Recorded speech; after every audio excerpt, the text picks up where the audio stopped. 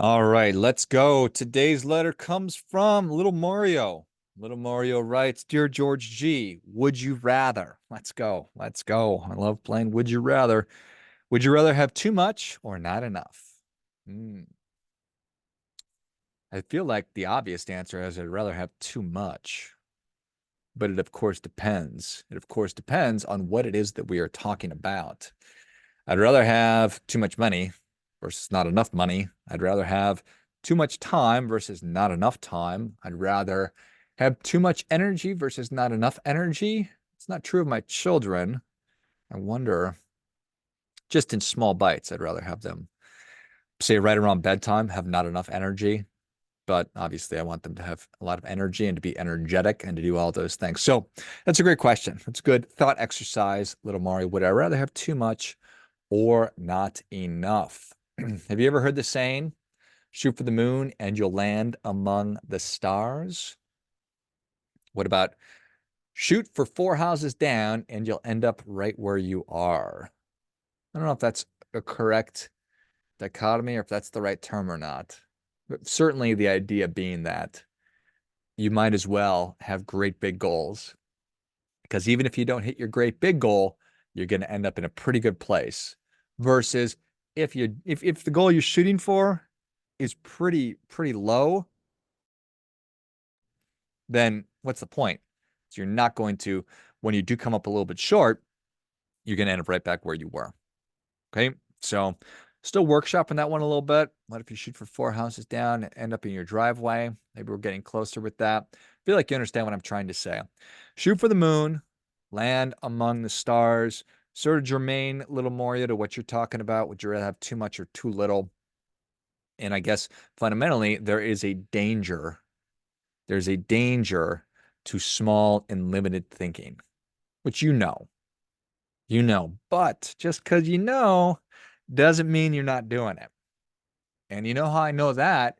It's because I have been guilty of this, certainly many times, thinking small, limited thinking, small thinking, selling myself short, not giving myself enough credit. I could probably go on like this for a little while. Where do you think you're playing small? Where do you think your thinking is limited? Where have you sold yourself out, rationalized away why the things you want are not what you have and you stopped going after them? That sucks. That's not a happy place to be. And I hope that you're not there.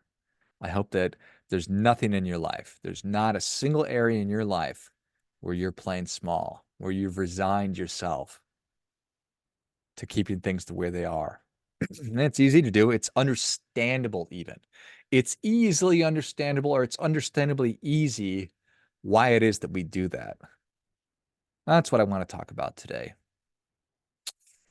So, you aim small, you get small. This shows up in every aspect of life. It shows up in how much money you earn. It shows up in how much money you save. It can show up in how much money you invest. It can then show up in how much money you give. It can show up in the work that you do, your vocation, your career, your job. You're starting a business. If you think small and it keeps you from doing that. So fundamentally, when we think small, it is wrecking our ultimate potential. And that is just not acceptable. Think about how many Americans are unhappy with their work. They're not engaged in their work, and a pretty large percentage is actually disengaged in their work. Huh. And what a massive bummer that is. So we are stuck. We stay stuck in a dead end job. Why? Because of security, because it's just what we do, because we got bills to pay. We're sort of trapped. Oof. I get it. I get it. I understand. So, but then it shows up just sort of limited thinking, boxed thinking. I don't know what the right term is. I think a great um, metaphor for it is the way that we used to buy cars. We used to buy cars, at least I did, is you go to the car lot, right? You go to the dealership and you end up walking out 500 hours later with something that they had on the lot. How crazy is that? That's as limited as it gets. You're buying a house in Kankakee, or you're buying a car in Kankakee, Illinois, and you go to the Toyota dealership in Kankakee Toyota, I think it's called, and you end up with a 2022 um, Prius that's, silver, because that's what they had. Did you know what you wanted going in? I wonder what interesting psychology that is. But that's just the very essence of extremely limited. Instead of looking at the entire universe of vehicles, which we can do now through all these wonderful companies that have sort of, not sort of, they've really revolutionized the way we buy vehicles. It's just preposterous that you would think the only thing I have access to is what is on this acre lot in the town that I live in. So not the case anymore. Anyway, so it's a fascinating thing. It's preposterous. It's all around us. Limited thinking is all around us. And it's not a surprise. We've got so much going on. We've got so much to manage. And I think we've got a big problem. And that big problem is the problem with well enough. The problem with well enough. The problem with leaving well enough alone. I bet you've got so much going on. I bet little Mario has so much going on. I know I have so much going on. We are inundated with just life. We're drowning in information. We've got so many masters to serve. I've got personal needs that must be met. I've got family obligations and family desires and community obligations and desires and wants. I've got to make it to the gym somehow today. I'm supposed to be meditating right now. Got fucking email coming out of my ears. I've got deadlines. I've got my kids' game. I've got this, that, the other thing. I'm hungry. I'm horny. I'm tired. I'm burned out. I just can't right now. Oh, and war in the Middle East, in Ukraine. Did you hear what Trump said? Did you see Biden fall off that bike? Holy shit. Whew. I'm just gonna leave well enough alone. Just gonna leave it alone. Things the way they are is fine. It's fine. It's gonna get to the next day. So it's easy to happen. Then you rationalize your life away. It all makes sense because of everything I just laid out. I'm here because of all that stuff. We're here because of all that stuff. What do you expect from me? Some level, it's a diffusion of responsibility and it's a failure of prioritization when nothing is the most important thing. Well, nothing then is the most important thing. We're numb. And that numbness is causing us to lose sight of what matters, of what truly matters. But fret not, dear listener, I have good news. I'm here to tell you what truly matters.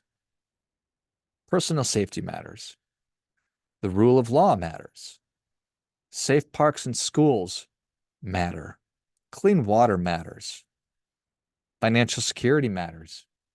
When we're broken in debt, not much else matters. Our health matters. When you're sick, you really only want one other thing. That's to not be sick anymore. When you're obese, you don't want to be obese anymore. Those are the things that matter. Strip everything else away. Hit delete on everything. They'll send it back to you if it's super important. That's the stuff that matters. I was listening to up and coming political star Vivek Ramaswamy. And Vivek is obviously a very successful businessman, successful individual, successful human being. I find him to be really interesting and energetic and fascinating. Really, he's a smart guy. You don't have to like him or not to appreciate that he's an intelligent individual who has risen to prominence and achieved levels of financial success that very, very few human beings have or will, and now is very much active on the political stage. He might even be, who knows? Who knows? What's important about this is I listened to an interview with him, and he was talking about how he believes that it takes as much effort to do something small as it does to do something big. So I thought, well, that's really interesting. So why not do something big? If it takes same amount of energy to do something small as just something big, why not do something big? Why not have really, really big goals? Why not expand your horizon? And I got to give Grant Cardone credit. You know, Grant Cardone, he's the 10X guy. As much as I dislike him and do find him to be irritating, he's certainly having a positive impact on lots of people. And he's doing it by expanding their horizon, by telling them, stop playing small, play big. Whatever your goals are, 10X them. So that's nothing but a positive thing. I think that that's awesome. Shoot for the moon, you land among the stars, kind of a thing. So there's a lot going on here. But here's a bottom line. Figure out what matters. Figure out what matters. Start treating that thing like it matters. Determine what the most important thing is and treat it as the most important thing. The main thing is keeping the main thing the main thing. You ever heard that? The main thing is keeping the main thing the main thing. Don't let other crap creep in. Figure out what matters, what is most important, and make sure that you are doing everything that you need to in service of what matters. I need to stop majoring in minor things.